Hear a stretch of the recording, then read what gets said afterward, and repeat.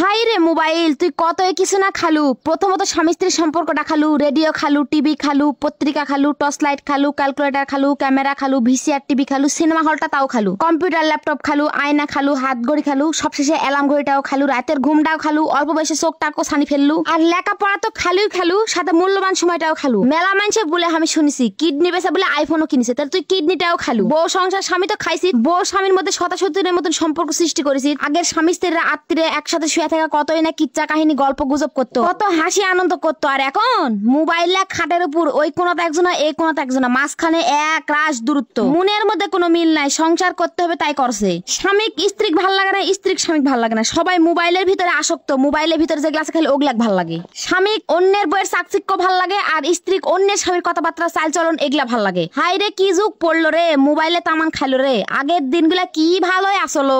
আগের স্বামী স্ত্রীর সম্পর্ক দেখলে জিউ ভরে যেত। আমার নানি দাদিরা আছে, তাদের যে ভালোবাসা দেখলে এখনো জিউ ভরে যায়। আমাদের মধ্যে খালি মারামারি, ফাটাফাটি, গন্ডগোল, খুশাখুশি এগুলা ছাড়া কোনো কিচ্ছু নাই। এর একমাত্র কারণই হচ্ছে ওই সর্বনাশা মোবাইল। ওই মোবাইলে সর্বনাশটা করলো। এটা আগের স্বামীরা আমর থেকে আলে বাড়িতে এসে ঢুকে বলতো, বউ আমার জন্য পানি টানি রেডি করো। আর এখন ওই বাড়িতে আসার সাথে সাথে পাঁচির ওপার থেকে ওয়াইফাই কানেক্ট করে মোবাইল দেখতে দেখতে ঢুকবে, ঢুকে বলবে ভাত দে। বইয়ের দিকে তাকানোর সময় নাই, বউ খাইছে কিনা পরিছে কিনা কোনো জিজ্ঞাসাবাদ কিচ্ছু নাই। ওই মোবাইল টিপতে টিপতে ভাত গাছবে, তাও বউকে একবার শোধ করবে নাকি, বইয়ের দিকে তাকাবে না।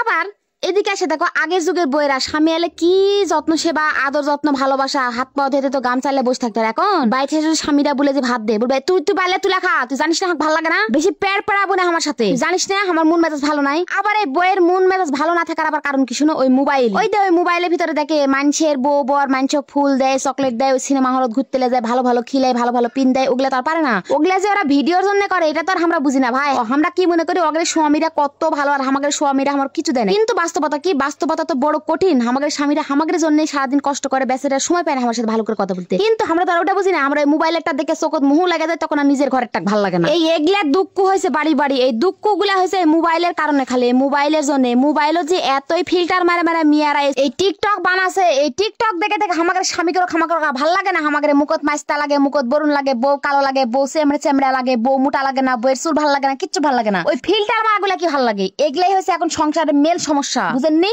আর বইয়ের সমস্যা হয়ে গেছে ওই যে মানুষের স্বামী মানুষের এত ভালোবাসে, বড় বড় গিফট কিনে দেয়, দামি দামি গাড়ি কিনে দিচ্ছে, কার কিনে দিচ্ছে, কিন্তু আমাদের কপালে তো ভ্যানও ছুটে না। কিন্তু ওগুলা ভাই ওগুলো অন্য জিনিস, ওগুলা বুঝেন না তো। ওগুলা আমরা না বুঝার জন্য আমাদের সংসার এত অশান্তি। এই মোবাইলে যে কি সর্বনাশটা করলো। দুনিয়া তামান খালো খালো, স্বামী স্ত্রীর সম্পর্কটাও খালো। এই মোবাইলে মনে হয় আর কিছুদিন পর স্বামী স্ত্রীর সম্পর্ক দুনিয়া থবে না, মুচ্ছে তুলে দিবে মনে হয়। বাপরে বাপরে, এই মোবাইলের কারণে খালি এখন পরকিয়া, ঘরে ঘরে পরকিয়া। এর বউ ওর সাথে চলে যাচ্ছে, ওর ভাতার ওর সাথে চলে যাচ্ছে। কি একটা যুগ জামানা পড়লো, সি সি সি। এই মোবাইলের জন্য এখন পরকিয়াটা মানুষের কাছে ফ্যাশন হয়ে গেছে। মানে ডিজিটাল যুগ, ডিজিটাল ফ্যাশন, ডিজিটাল পরকিয়া। কোনো লাজ লজ্জা কিচ্ছু নাই। পরকিয়া করলে মনে তারা জীবনে ধন্য হয়ে গেছে। তারা আবার ইন্টারভিউ দেয় মোবাইলের সামনে এসে, আমরা এই জন্য করছি ওই জন্য করছি। মানে তারা যে পরকিয়া করছে সেটা তারা মনে করে না। তারা মনে করে আমরা ধন্য কিছু করে ফেলে দিচ্ছি।